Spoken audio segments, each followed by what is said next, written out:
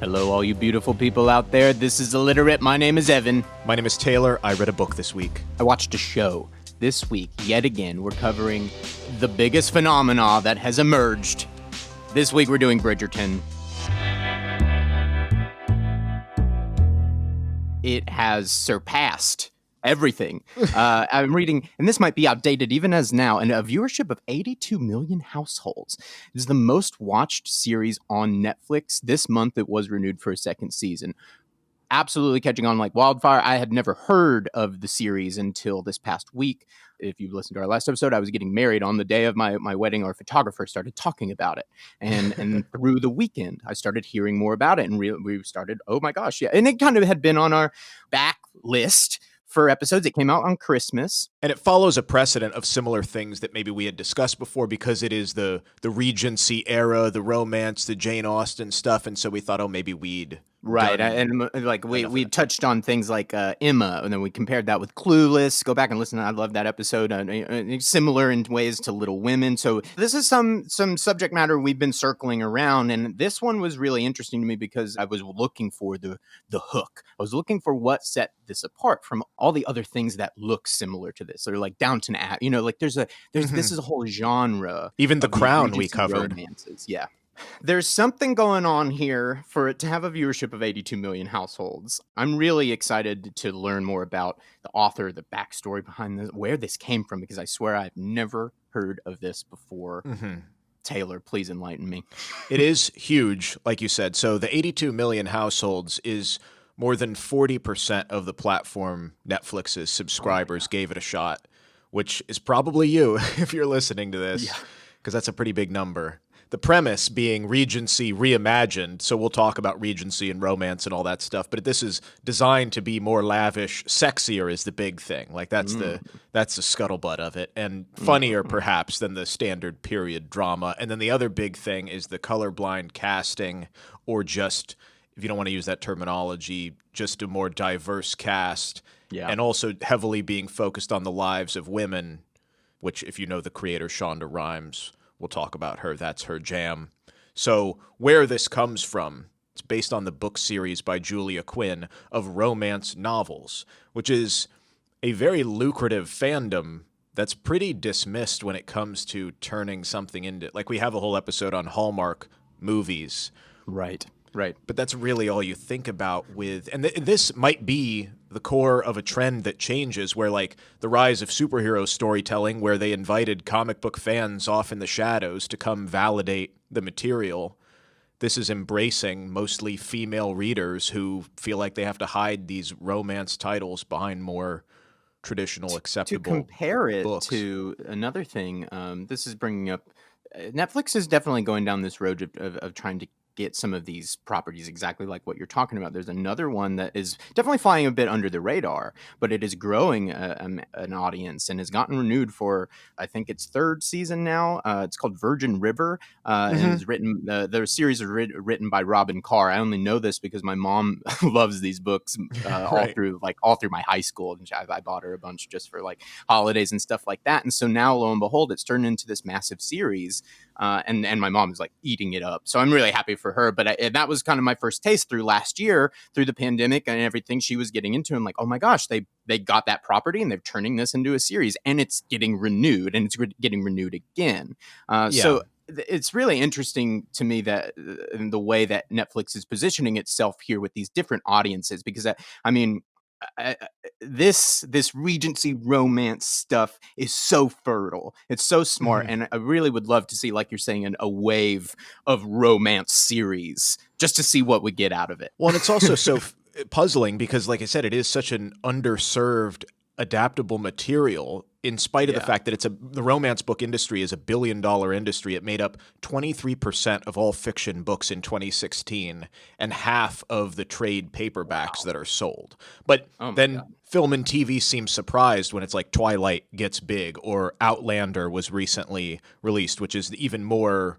Right. So this is kind of like, it's this not really black sheep, because most people, specifically women, have read it and enjoy reading these types of stories.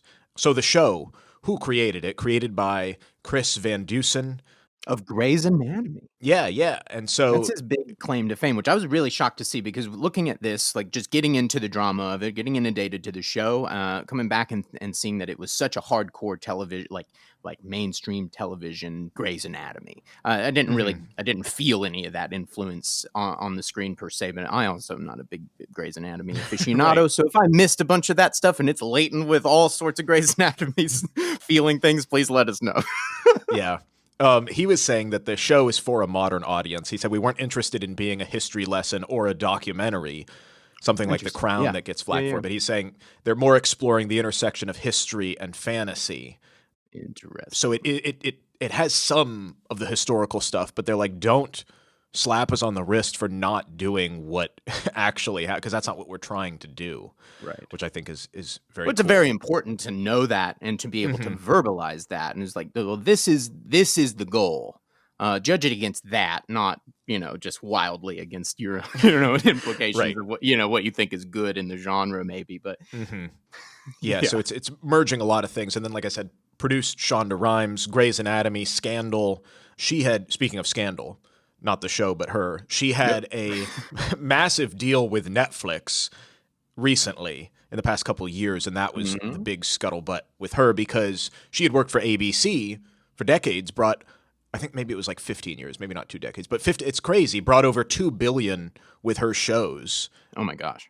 But then they had this falling out because, and I won't get into the specifics of the story, but essentially it started with, or it was the last straw, one or the other, of they wouldn't give her another pass to Disneyland because she wasn't able to go, but she got one for her because she doesn't have a partner. So it was her and her nanny, and she has 3 adopted kids, but she wasn't going to go, so she wanted another pass for her sister, and they wouldn't give it to her, and then they did, and then when they tried to use it, it didn't work, and then apparently some executive said, "Don't you have enough?" or something like that.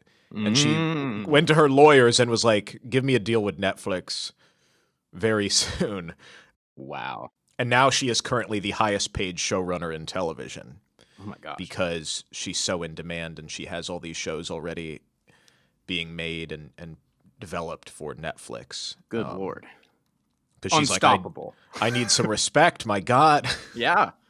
So how she got it, and I saw this interview with Julia, because Julia Quinn, she was like, nobody's adapting romance novels.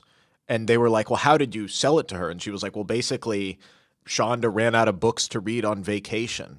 Oh, And she just sort of stumbled onto hers. Like I said, it's one of these trade wow. paperbacks. It's in the airport kind of romance section. Yeah. The big thing as far as the adapting it to television is the sex. And Julia says the show doesn't seem more explicit to her. And of course, I read the book and I can confirm, if you know the genre, it's like any romance novel where it's described in such a way. Ah. But she said what maybe why people are making a big to-do about it is because what the books do well in the genre and what the show does well is it's from a more female-centric gaze, which makes it feel sexy to women, and finally get to look at things the way we do and not Right. just from whoever else is in the writer's room or what sex looks like on TV traditionally. Right. It didn't really strike me, I guess, because of the different platforms, but I have to remember it's still television. But in Netflix, watching it, one of the main character introductions, the older brother of the main character, Daphne, he is Yeah, yeah. introduced having sex with his mistress Right. out in the middle of like the woods or the field. Also, like some horse boy has to like hold his back to Yeah. the horse while he hears it going on behind him. He's late to the big engagement. Maybe we should set up exactly what the plot is here because it gets a little thick.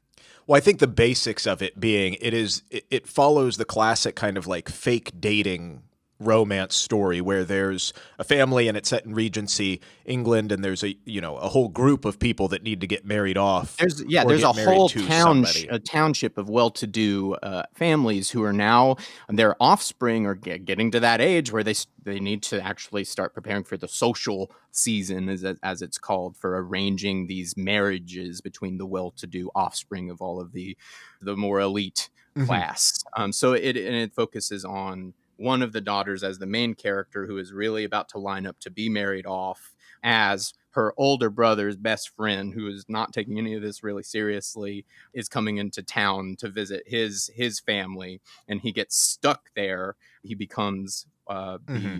the faux love interest, if you will. But this all culminates as Daphne Bridgerton is being pursued by this older, disgusting gentleman and needs a way out. And simultaneously, Simon Basset needs a way out of all of the pressures, because it's been said that he's never going to marry. He doesn't want to be involved in what's going on here. He wants to get in, get out.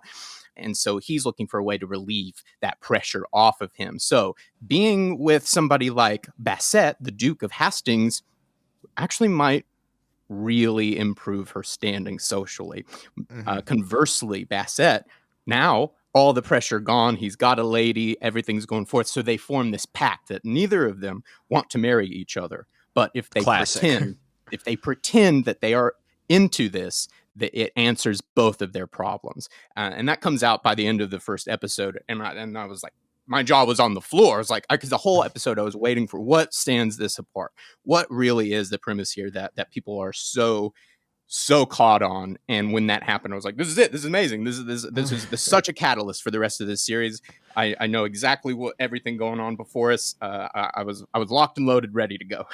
Yeah, exactly. And so it does follow the paradigms set up by any romance story, and then also the paradigms of Regency England, which we'll talk about what exactly all that is. But the whole show got Julia Quinn's stamp of approval. She said it shouldn't be a word-for-word adaptation. I never expected that, which is always, as we talk about what you want from somebody when their thing is getting turned into something else. She was a consultant, though. She was on the set, but I don't think she had any writing sway in it. In the writer, she wasn't sitting in the writer's room, kind of thing. Yeah.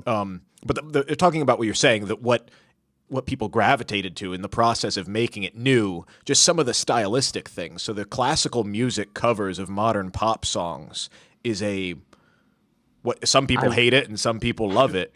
It's something that did not actually occur to me until late in the first episode. I just caught a little melody in the background of a scene. It's supposed to be diegetic music. It's supposed to be actual musicians there, but the tune of I did not actually recognize exactly what song it was, but I recognized that it was a modern song that had been transcribed and recontextualized into 1813.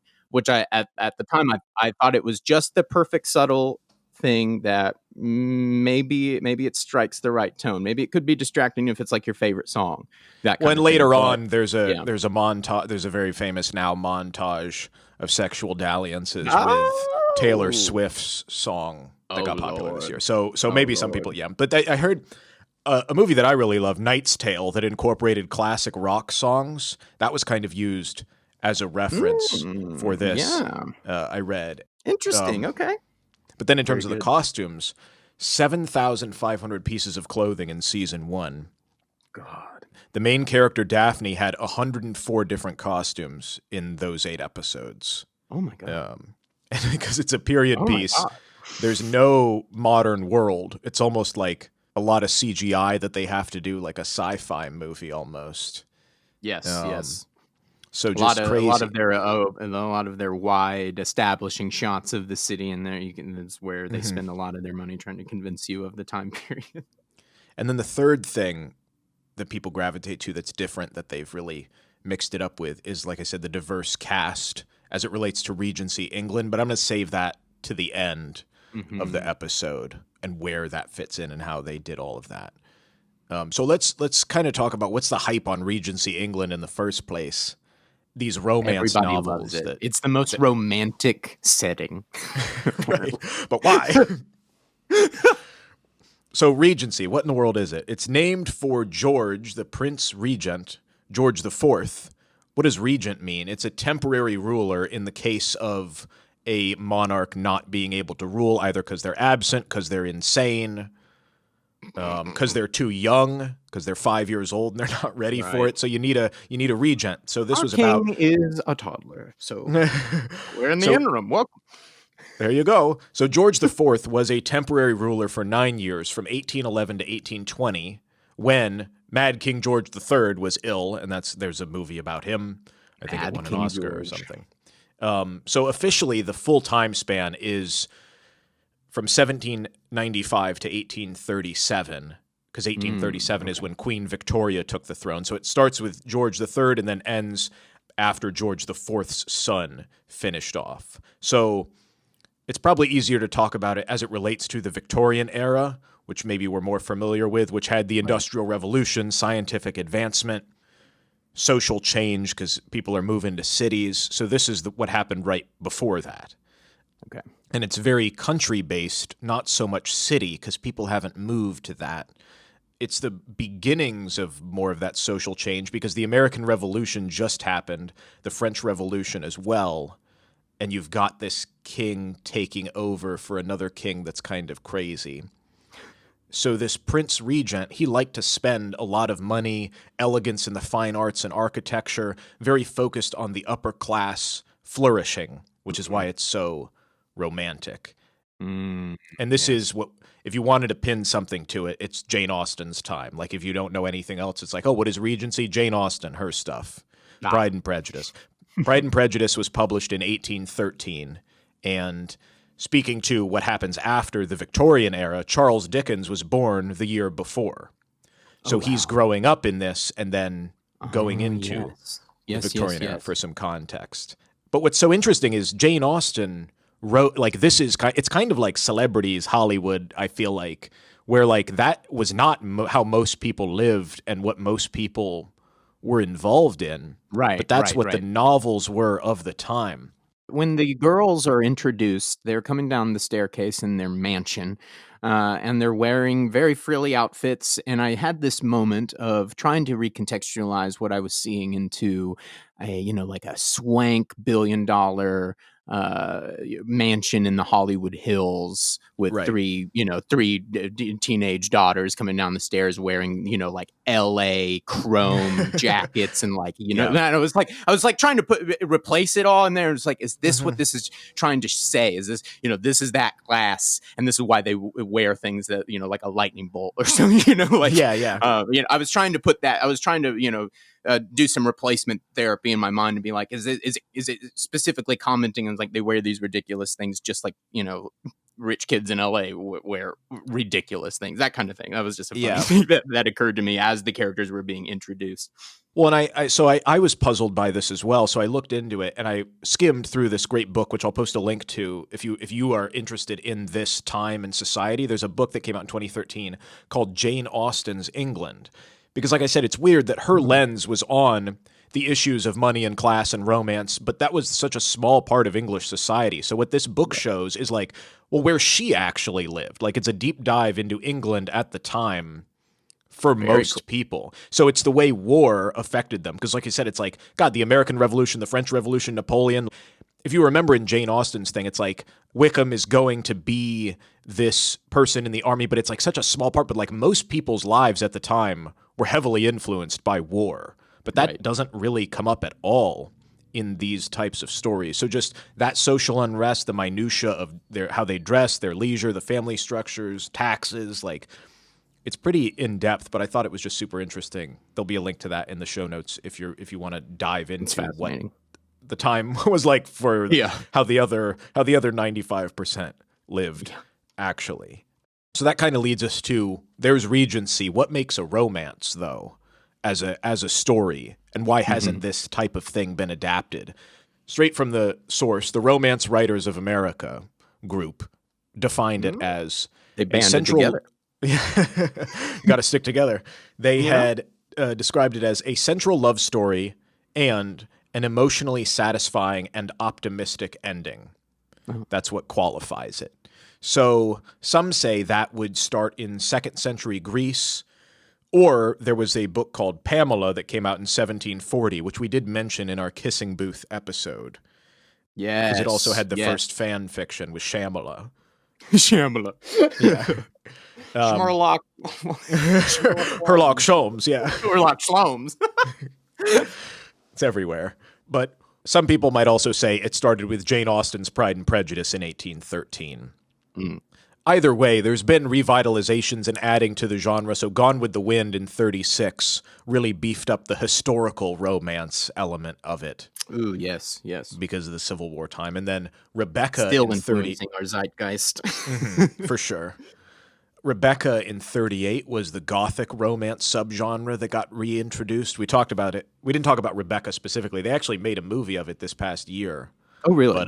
But Bly Manor was more the gothic Yes. horror romance merging. But kind of what we know as now, 1972, there was a book called The Flame and the Flower, which was, I don't know how I feel about this, what it's called, but it's the bodice ripper is what they call these types of stories. Because up to this point, very little was sexually explicit. But this type of thing is historical fiction. There's an independent woman who attracts this alpha male to seduce and dominate her. And that's kind of where we get the steamy, scandalous novels of today, is from this story that started it all. These ones, though, were notorious for abuse as a part of the love story, which the impact of that is still felt in the genre. Yes. And even in Bridgerton in later episodes, it becomes the education of Daphne and her sexual understanding. Wow. So that has also been part of the scandal of the sexual content with this.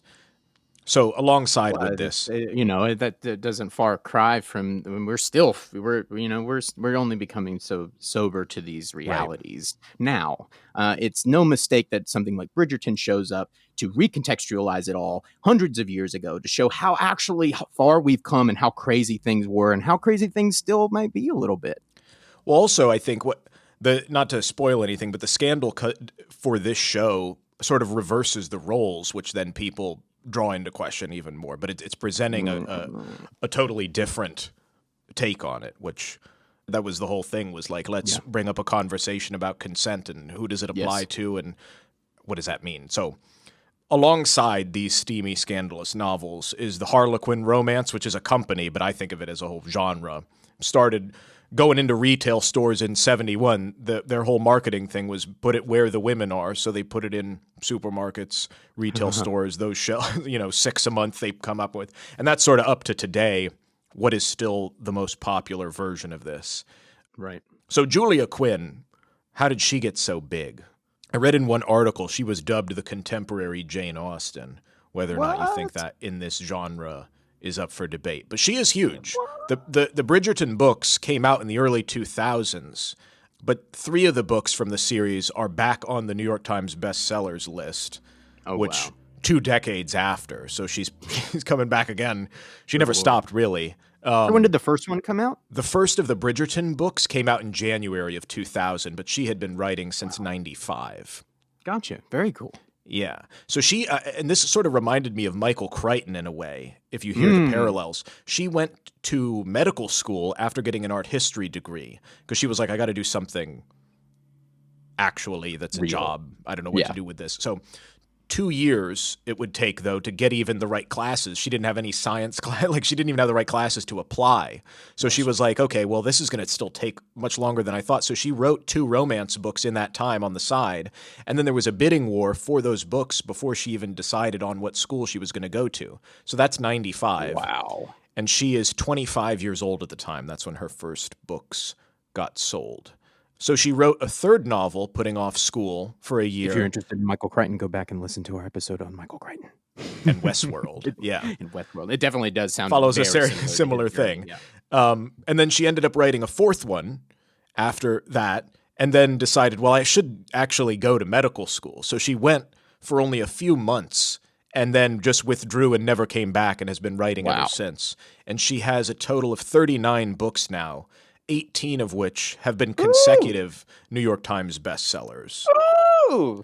Translated into 37 languages. If we're stupid because we don't know anything about romance novels, but surely we're beating a dead horse here. If you would know her if you were into this at all.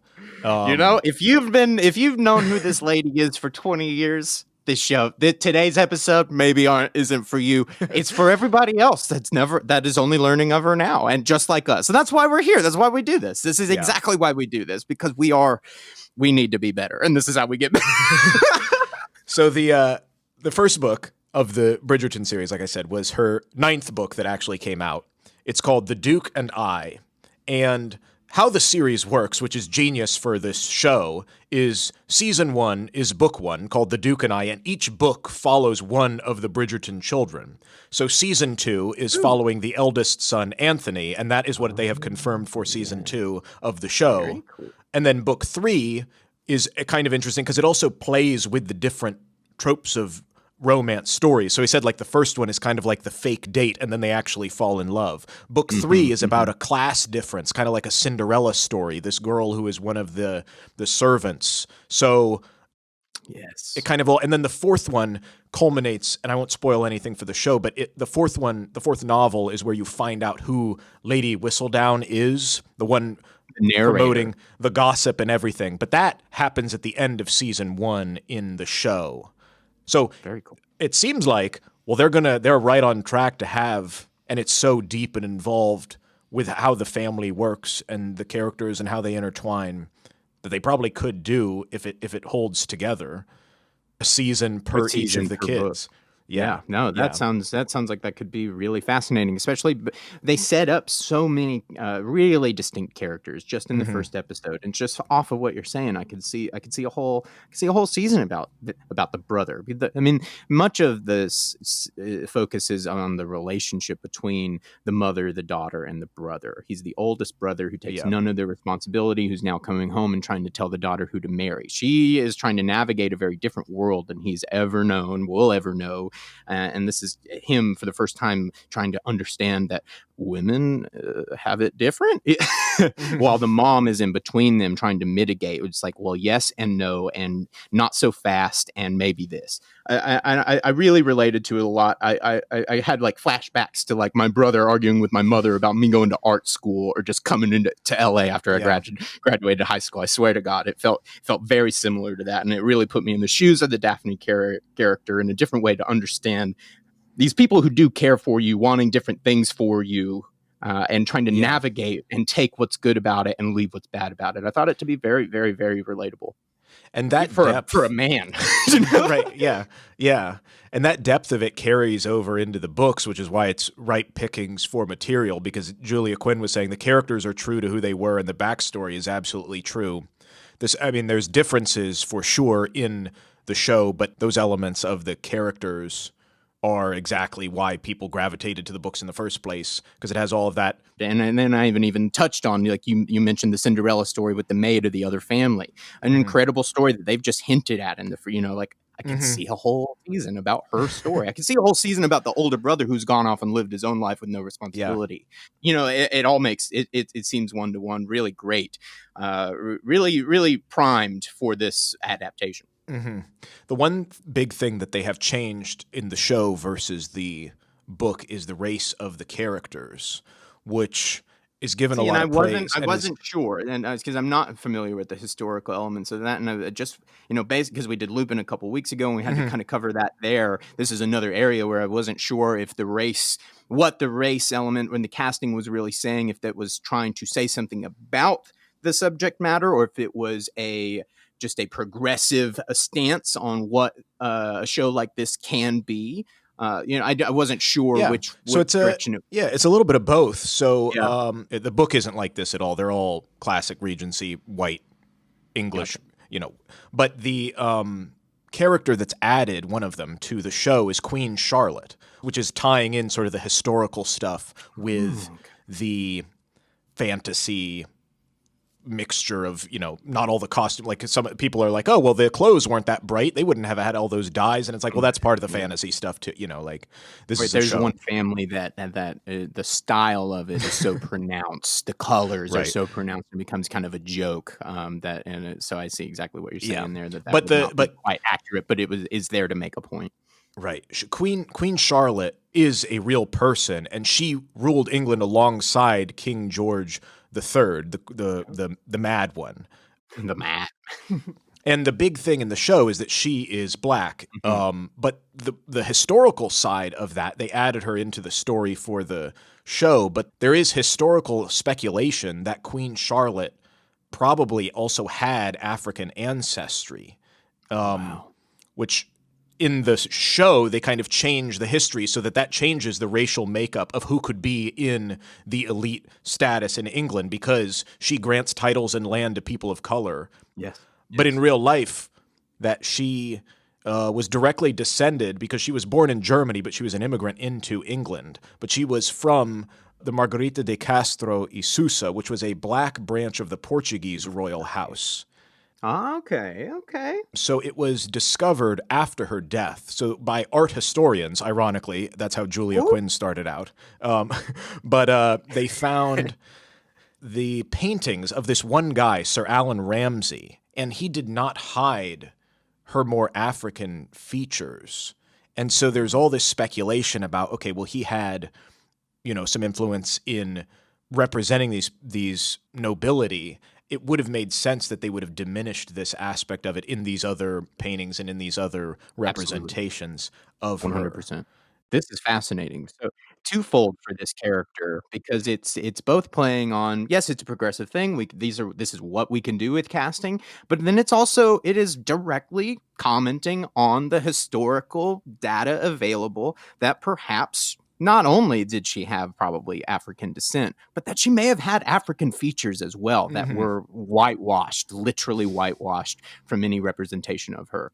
Yeah. So That is fascinating, and it makes me want to look back at the casting because I was looking at her in the show, and the casting for it I think is so beautiful, and I think the makeup goes with it too. Because when you're talking about the African features being hidden in these paintings, you can see in the casting what they brought to it. Is you're back and forth a little bit when you first see her.